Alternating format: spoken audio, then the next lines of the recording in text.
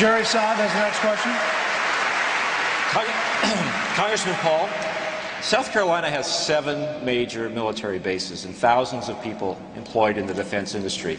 But you want to make major cuts in defense spending, several $100 billion in the coming years, that inevitably would cost South Carolina jobs.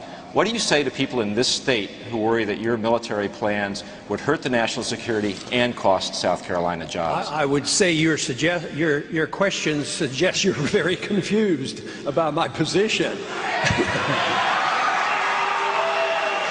I want to cut money, overseas money. That's what I want to do. I want to cut military money.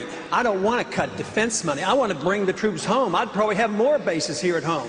We were closing them down in the 1990s and building them overseas. That's how we got into trouble. So we would save a lot more money and have a stronger national defense, and that's what we should do. But to say that we would be weaker is absolutely wrong, because and another important thing you should consider is the fact that the military is behind me more than the others. I get twice as much money from the active military duties than all the other candidates put together. So they're saying that I'm on the right track. They're sick and tired of those wars. They're sick and tired of the nation building and the policing activity. But to say that we would have less money for defense, we actually have more money. And if I may, I'd like to go back to the international financial thing. Congressman, just to be clear, your plan calls for freezing defense spending at 2006 levels, which is well below where we are today. You still don't understand.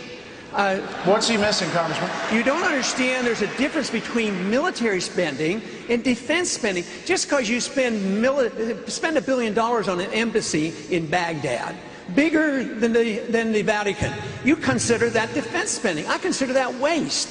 So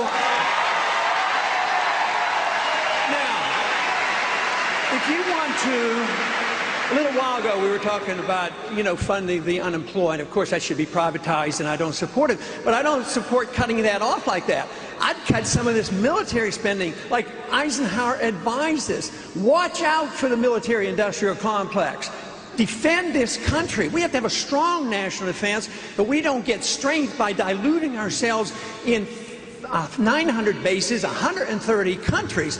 That is where the problem is. But you need to understand that there's a difference between just military spending and defense spending. Just to spend money. We understand this domestically. If you spend more money domestically, we know it's wrong, but we're supposed to spend more money, and that's conservative. I've never quite understood this. We're supposed to be conservative, spend less money. I'd